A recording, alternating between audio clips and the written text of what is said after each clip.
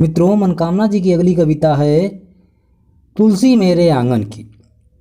तुलसी मेरे आंगन की। खपरैल घर के आंगन की दहलीज के ठीक नीचे बने गड्ढा नुमा गमले में एक नन्हा सा पौधा हवा के लघु झोंकों के साथ अपनी शाखाओं को हिलाता मानो कुछ कह रहा है मुझसे। मैं अपलक निहारता, मन ही मन बतियाता उससे, खो गया अपने बालपन के अतीत में, जहाँ पर होने लगा एहसास खुद के बच्चा होने का, जब माँ का स्पर्श पाने के लिए रहता था उत्कंठित। पूजा के बाद हर रोज बाबूजी, माँ और दादी भी डाल देती थी एक लोटा जल उस गमले में। प्रसन्न हो झूम उठती थी तुलसी मेरे आंगन की। जलाती थी दादी एक दिया हर रोज शाम के वक्त, करते थे बाबा मानस का पाठ पूजा के वक्त। इठलाती झूमती तुलसी मानो दोहरा रही हो मानस की उन चौपाइयों को और कर रही हो प्रसन्नता का इजहार। मैं निहारता था अपलक उसे हर रोज। मैं निहारता था अपलक उसे हर रोज। समय के साथ गुजरते गए वक्त पर सिलसिला थमा नहीं पूजा दीप आरती का। इन्हीं सांस्कृतिक परंपराओं के बीच मैं कब बड़ा हो गया बोध ही नहीं रहा मुझे। एक दिन ऐसा समय आया जब सदाबहार रहने वाली तुलसी सूख चुकी थी मेरे आंगन में।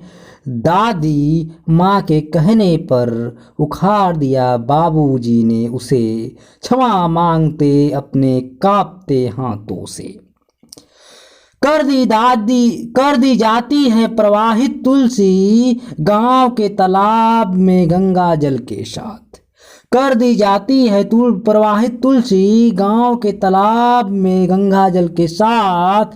यह देख मैं निहारता रहा कभी विसर्जन तो कभी तुलसी के उस गमले को, और पूछ बैठा दुखद स्वर में दादी से, क्यों हटवा दी तूने तुलसी को मेरे आंगन से। समझाती रही दादी मुझे गीता के 18 अध्यायों के सत्य को कृष्ण की भांति। मैं सुनता रहा उसके सत्य उपदेशों को, अपनी जिज्ञासाओं को शांत करते।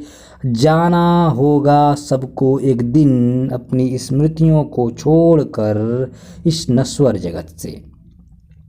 तुलसी भी छोड़ गई है अपना अस्तित्व इन छोटे पौधों के रूप में।